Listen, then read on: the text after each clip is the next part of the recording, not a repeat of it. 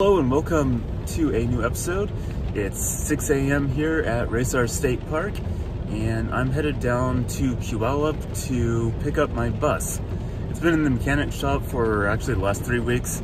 It was probably only being repaired for about 1 week, but I've been working a lot of overtime for Christmas, and I finally have time to go down and pick it up. So we'll see exactly what all was done to it, how expensive it was, and then tomorrow I'll probably be getting a storage unit. So this weekend's adventure is just all about managing money and finding places to put things, and I'll show you why I have a storage unit a little bit later.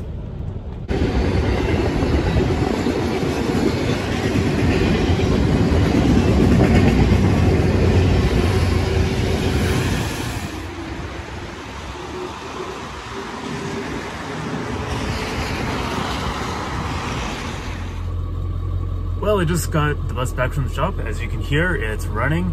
It actually does sound a lot better when it's idling. I'll get into all the things that were wrong with it in a minute, but it really does sound a lot better. It's running great. Controls are working more like they should.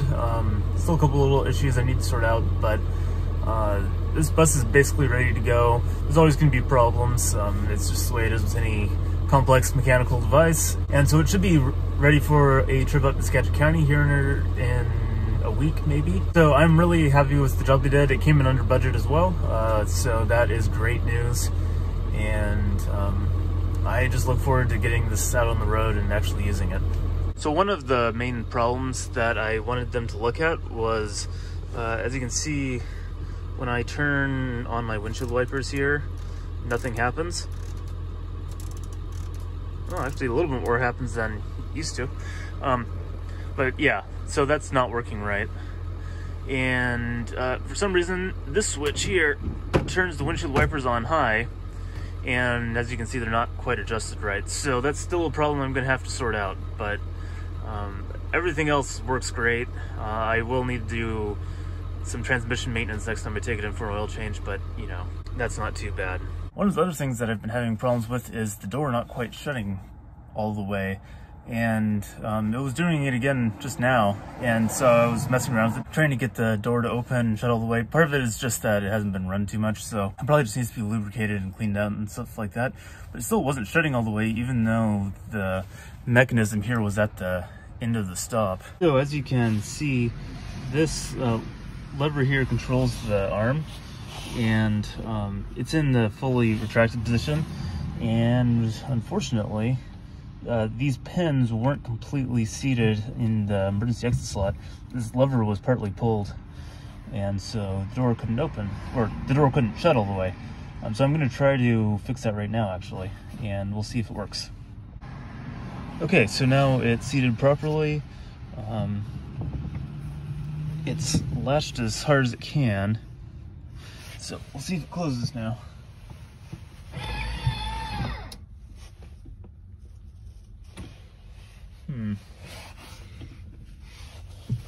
Definitely an improvement. Still not quite right, but it's a lot better. Oh, there we go. That's what it was. Okay, so yeah, it was just this door seal was catching a little bit. Once it did that, then it closed properly. So that is that mystery solved.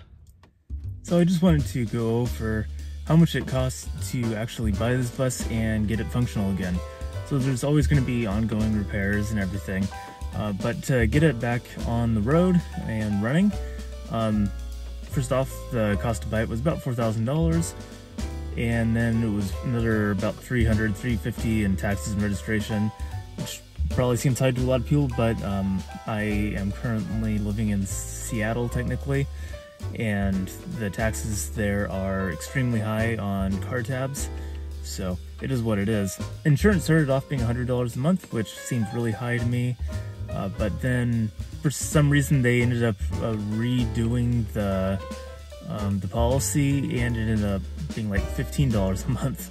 In fact, I probably should just be paying for it for the entire year. There's really no penalty either way for me, I guess, but really that's nothing. That's not really a part of my budget hardly. So the repairs to get it actually functional. Oil for this vehicle is a little bit more expensive than a typical gas-powered van, because instead of using 4 or 5 quarts or whatever, this one uses about 16 quarts. On the plus side, I've found that I think mechanics must be getting a really good deal on oil, because they use good quality oil, and there's no way that I could buy that much oil for as little as they charged. It was about $70 for oil. The oil filter was $30 is what they charged for it, and I think it was like $20 in labor or something like that. Just nothing. So some of the issues that it was having was there was a check engine light on, and it was having trouble starting, so I suspected there was a glow plug relay issue. Having driven it now, it did run kind of rough at idle. Now that it runs the way it's supposed to, it's much smoother, and it's a lot quieter too.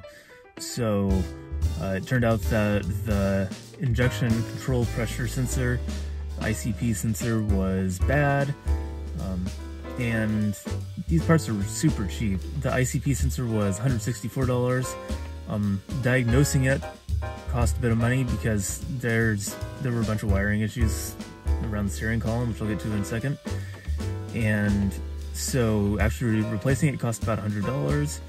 The glow plug relay, very common thing to go out on these 7.3 Power Strokes, that was $86, and it cost about $60 to diagnose the problem and replace it. And there's a reason why why there were so many problems. The other problem I was having was there was a flashing transmission light, which I knew wasn't anything because the transmission was working just fine. So apparently what had happened is the steering column, for whatever reason, at some point was partially pulled out of the steering rack, which doesn't make a whole lot of sense to anyone involved in this project. And when it was pulled out, it had tugged on the wiring, and it totally messed up the wiring. The wires are really cheap anyways in Fords of this year, very thin, just kind of delicate wires, and so it totally messed up all the wiring for probably the windshield wipers, which is why that doesn't work. The transmission's wiring was a little bit messed up. It wasn't enough to cause any problems. It was still shifting more or less properly, although it shifts a lot better now. The stock felt really loose before, and now it's a lot more secure. Just communicating with the computer ended up taking a lot more because the wiring is right there next to the steering column for the OBD2 port, and so that was messed up, which I knew about. It was obvious something was wrong with that. They had to repair all that and fix the wiring basically as they went along to diagnose all these problems, which is why it cost so much to actually do all the repairs and everything. Having said that, the repairs themselves cost actually a lot less than all the problems that I had just in routine maintenance on my regular car, actually the one I'm sitting in right now. Repairs for this car ended up, after taxes, to be $837, which that is a fair amount of money, but all things considered, that's really not that bad considering how many problems that I had. So they didn't fix everything. The windshield wipers, they said that basically they would have to completely rewire it to get it to work properly. You can use the windshield wipers the way it is right now. It just sucks, and it's probably really hard on the windshield wipers. But it is something that I'm going to have to do at some point, but they said that they had absolutely no idea what that was going to cost because the wiring was so screwed up. Yeah, so that's likely to be a few $100s.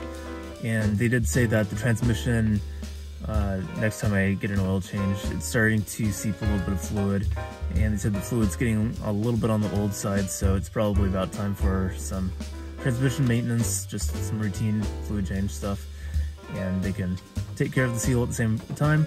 So I don't know if I'll be able to take it back to them because they are in Puyallup, and these adventures are getting longer and crazier every time I go there. Today it was a 4-hour drive to get there and back, and then another about hour of walking to get from the storage yard to the shop. And probably next week I'll be moving the bus into a new storage unit, and that's going to be up in Skagit County. By the time you see this video, it'll already be in a new storage unit. Probably find another mechanic up here, or maybe not. It just depends on where I am. Next time it needs an oil change, I'll just get the rest of the repairs fixed. So mechanically, the bus is in great shape. I'm not too worried about it. Really isn't that much to go wrong. It's a very simple vehicle. Even for the model year, it didn't really have any options. There's no AC. There is an AC unit inside the bus itself, but no vehicle AC unit. You can't run the AC while the engine's running, which is fine. I can deal with that. I'll have to be a little careful if I go like out into the desert in hot weather, stuff like that. It's something I know how to deal with, and I'm not too worried about it. It means that there aren't very many systems to actually go wrong on the bus. It's just a very simple engine, simple, reliable engine. The transmission maybe not quite as strong, but it's still a decent transmission. I tend to be very nice to my vehicles, and I'm sure the transmission will hold up just fine. Most of the other expensive things are just going to be things like the house battery for the interior, and a mattress, and figuring out a heating solution. Probably run a diesel heater, and that's a little bit expensive, but it's not too bad. So within the next couple of months, I should have things working pretty much the way I want. So tomorrow I'm headed over to a storage unit, and we'll see how that is.